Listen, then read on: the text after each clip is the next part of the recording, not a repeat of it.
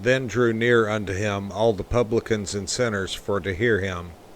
And the Pharisees and scribes murmured, saying, This man receiveth sinners, and eateth with them.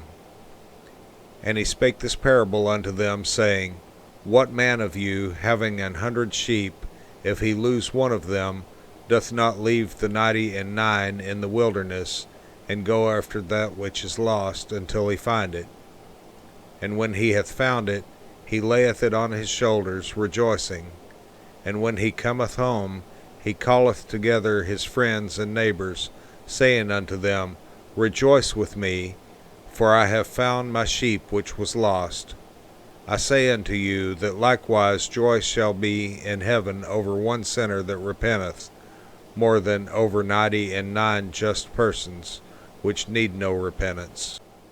Either what woman having 10 pieces of silver, if she lose one piece, doth not light a candle, and sweep the house, and seek diligently till she find it? And when she hath found it, she calleth her friends and her neighbors together, saying, Rejoice with me, for I have found the piece which I had lost. Likewise I say unto you, there is joy in the presence of the angels of God over one sinner that repenteth. And he said, A certain man had 2 sons, and the younger of them said to his father, Father, give me the portion of goods that falleth to me. And he divided unto them his living. And not many days after, the younger son gathered all together, and took his journey into a far country, and there wasted his substance with riotous living. And when he had spent all, there arose a mighty famine in that land, and he began to be in want. And he went and joined himself to a citizen of that country, and he sent him into his fields to feed swine. And he would fain have filled his belly with the husks that the swine did eat, and no man gave unto him. And when he came to himself, he said, How many hired servants of my father's have bread enough and to spare, and I perish with hunger? I will arise and go to my father, and will say unto him, Father, I have sinned against heaven and before thee, and am no more worthy to be called thy son. Make me as one of thy hired servants. And he arose and came to his father. But when he was yet a great way off, his father saw him, and had compassion, and ran, and fell on his neck, and kissed him.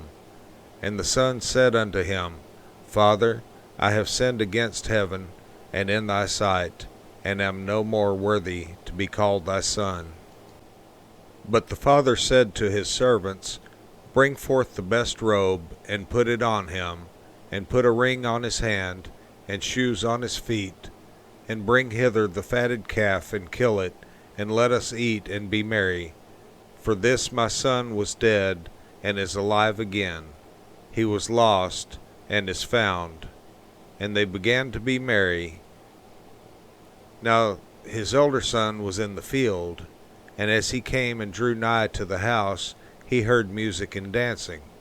And he called one of the servants, and asked what these things meant.